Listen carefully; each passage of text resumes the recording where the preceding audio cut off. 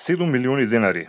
Толку пари ќе треба да одвои акционерското друштво за изградба и стопанисување со стамбени деловен простор, со цел да се набават и монтираат клими уредите во Телеком арената. Информацијата пристигна од владата во форма на соопштение, во кое се пишува дека му кажале на акционерското друштво да постапи по оваа одлука, но и да обезбеди дополнителни 4 милиони денари, кои би биле резервирани наменски за евентуални дополнителни и непредвидени трошоци. На владина седница е договорено и ФФМ да обезбеди резервни 5 милиони денари. Со ова од Линденска се надева дека ќе можат без проблеми да продолжат подготовките за одржување на Суперкупот.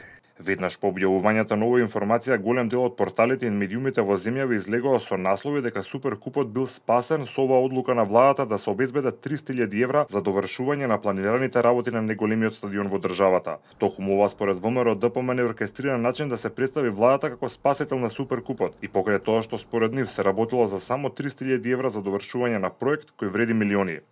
Сликата која владата ја представи беше не баре потребни се уште 15 милиони евра за изградба на нова трибина.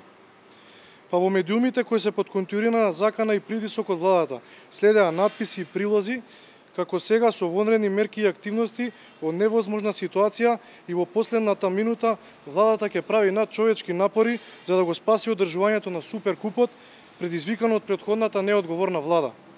По 10 дена истата влада пак на големи звона објави дека нашла соломонско решение. Прво објави дека крупниот недостаток биле некои клими во износ од 115.000 евра, а вториот дека ПУИК од својот буџет да си ги обезбедел бидејќи ги имал во буџетот. Кечаровски смета дека истата тактика владата да се представи како спасител на големите инфраструктурни објекти се прави и при актуелните проблеми околу довршувањето на двата автопати. Смета дека се работело за повеќе или помалку вообичаени проблеми при градењето на вакви инфраструктурни објекти, кои најчесто се решавале бод.